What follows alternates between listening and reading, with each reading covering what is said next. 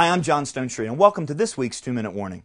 You know, the rumor about Christian conservatives is we only care about homosexual behavior and same-sex marriage. And these are big deals. If same-sex marriage is legalized and homosexual behavior becomes more normal, it has big consequences for our society for all the reasons that we've articulated here on Breakpoint for years. But it is important to know that sexual brokenness is bigger than the homosexual struggle. G.K. Chesterton once said, there's a lot of ways to fall down, there's only one way to stand up straight. And in the area of sexuality, we're falling down an awful lot of ways. In fact, nothing is costing our society more. Nothing is costing our churches and our homes. Nothing is creating more human casualties than sexual brokenness masquerading as sexual freedom.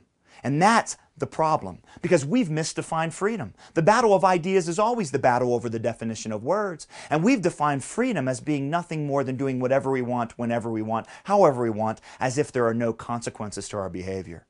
But that misdefines freedom because the world has a design. And if something is designed, it's most free, not when it does whatever it wants, but when it's actually used in a way that it was created to be used.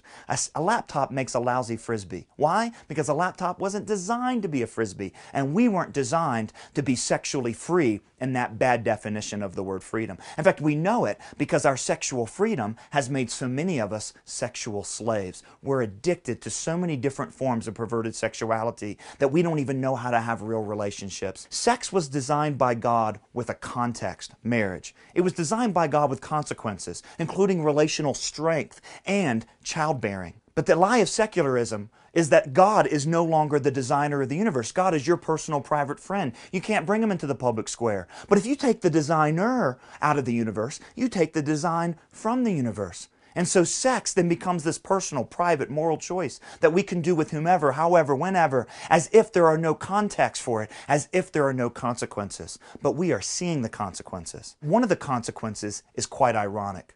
It's almost in our culture as if instead of seeing sexuality as an important part of our humanity, it's almost as if we see humans as being purely sexual beings, as if an orgasm is the highest goal in life. The irony there is that it's dehumanized us.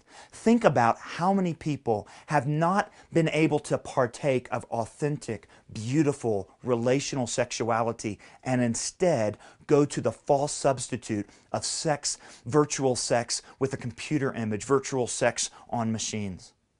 This is just one of the consequences, and we're going to talk about more in the upcoming weeks. This is part of a 4-part series here on the 2-Minute Warning about human sexuality and sexual brokenness. And we've prepared a curriculum. You can find it at colsoncenter.org. For the 2-Minute Warning, I'm John Stonestreet.